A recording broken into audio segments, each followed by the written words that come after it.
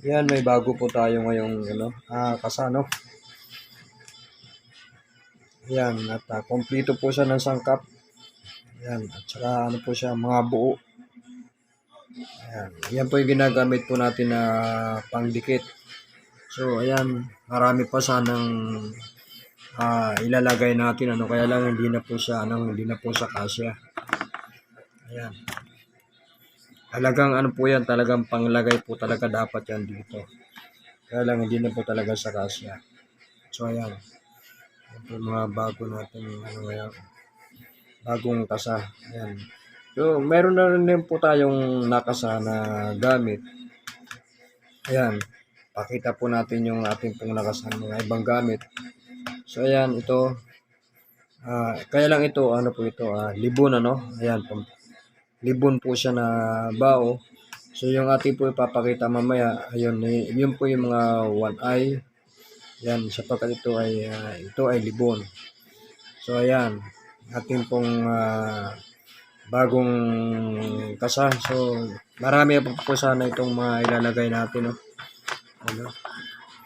Yan, panlagay po talaga dapat yan dito. Kaya lang hindi na po talaga sa kakasya. So, hindi na po siya matatakip kapag ilinagay pa po yung mga panglagay po rito. Talagang hindi na po talaga siya kakasya. So, ayan. Yung ating pong makakasa. Ayan. Yung iba, pakita po natin mamaya. Yung mga iba po nating nakasana.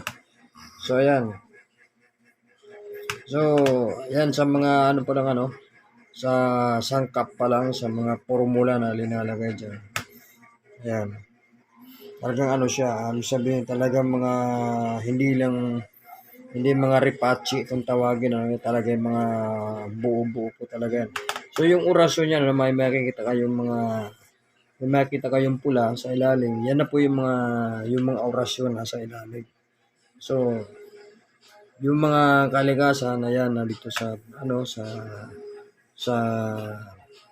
sa ibabaw, yung mga orasyon ayan, andun na po sa ilalim. So, ayan. So, ayan, shout out sa mga ka-espirituhanon, mga kautol, mga espiritual. Yan.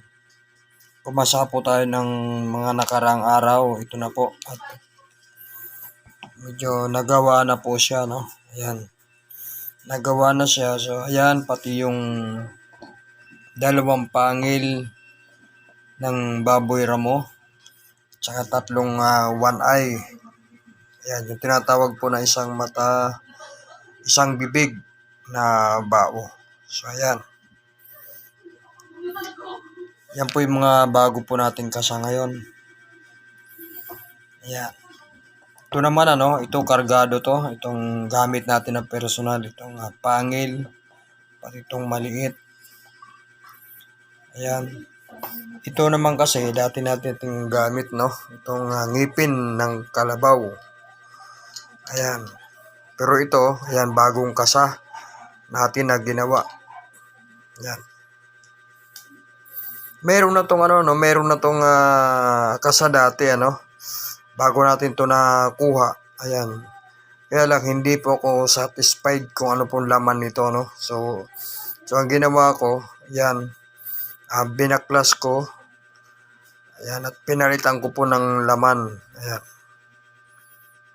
Pinalitan ko po siya ng mga kung ano man po ang nakalagay sa loob. So, ayan, pangil ng baboy ramo.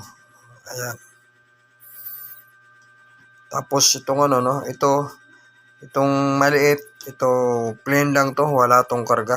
Ayan, kasi pagka ganito po kalaki pa lang yung ngipin ng baboy ramo, wala pa hong butas yan na malaki. Yung butas niyan, yung kakasya lang yung yung kanyang ganito, yung sabitan ng tali. So, plain lang siya, wala siyang karga. Hindi po katulad nito. Ayan, malaki na po yung butas niya sa loob. So, talagang siya, makakargahan talaga siya na kung ano man ang makakargahan po siya ng mga kalikasan, orasyon, Ayan, siyempre, yung ating pong linagay ditong langis, special. Langis ng pitos. Ayan, yung ating pong kinarga po rito na langis. dito po sa pangil ng baboy ramo. Ayan, alam naman natin pag sinabing pangil, yan po ay panipas. Ayan, panipas po ang ano po niyan. Pangil. Yan, kargado po yan ng ano no. Kargado yan ng sa loob yung karga niyan. Yan, siyempre, personal po natin gamit yan. So talagang kakargahan natin ayon sa ating kagustuhan. So itong mga ating pong bagong gawa na bao na one eye, ayan, pang ano no, sa ngayon na po mga kasumpong, ito po yung tinatawag na pangdepensa no. Ayan, sa kulam, sa barang, ayan, sa mga tigal po or palipadangin or para hindi po mapasukan ng ano no, hindi mapasukan ng mga masasamang elemento. Ayan. Tapos sa ano no, sa lalong-lalo na po sa kulam at saka barang. Ayan, kapag may tangang ka pong ganito, ayan, ikaw po ay hindi po magkakasakit o hindi ka tatalaban ng kanilang mga ipapalipadangin. So ayan, ang kinasa po natin ngayon ano, ayan, ano po ito ano, hindi po siya po pwedeng magamit po sa parting negosyo ano, sapagkat yung karga po nito ay talagang pangkumbate. So ayan. So ganun po ang ano karga po natin ano. Pagka halimbawa ganito, pagka one eye po kasi, pwede pong kargahan niya ng mga natawag na pampaswerte ano, yung pang luck charm. Kaya lang conforme po sa karga dito. Itong kinarga po natin, yan pangkumbate po siya no, yan pangdepensa laban po sa mga sakuna o sa disgrasya o tinatawag na kapahamakan. So ayan, ang karga po nito. So, conforme po kung ano po ang karga rito ano, pwede po itong kargahan ng pampaswerte na tawag. Kaya lang iba pong formula. Ayan, kasi ito pong bawa no, ito pong one eye, ito po ay kalikasan. So, conforme po kung ano po yung kakarga po rito, kung ano pong mga formula. So, kung ano pong formula ang kakarga po rito, yun po ang masusunod ano. Yun po yung magiging bisa niya. So, kapag kinargahan po ito ng pangkumbate siya. Pag kinargahan siya ng pampaswerte. Ayan, sa ganito pong klase. Yung natawag na isang mata, isang bibig na bao. So, ayan. Pamproteksyon, pangdepensa. So, ayan, na gamit na tinatawag natin na anting-anting ano, yan sa mga naniniwala sa mga anting-anting na tawag na gimat ano. Ayan, yung mga tinatawag na yung mga naghahanap po ng kaligtasan. So ayan. Ito po yung ano no, ito po yung mga pinapakita. So mas maganda po kasi ano, yung nagtatangan po nito. Ayan, ipaalam ko lang po sa inyo no.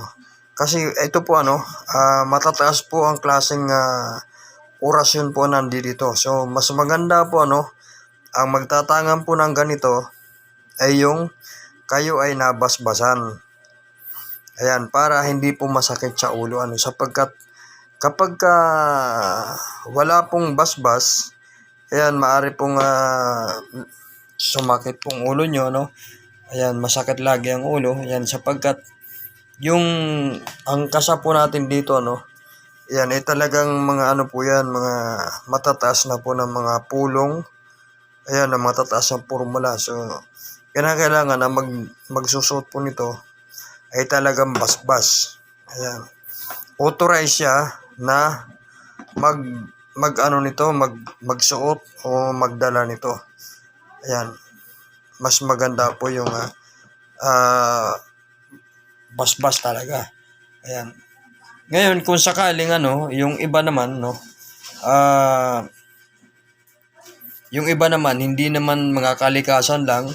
Kung halimbawa po mga kalikasan lang yung karga nito, Yan, pwede po kahit sino pong magsuot, pwede. Pero pag mga ganito pong klaseng matataas na po ng formula ng mga orasyon, yan po ay dapat basbas talaga ang dapat na magsusuot.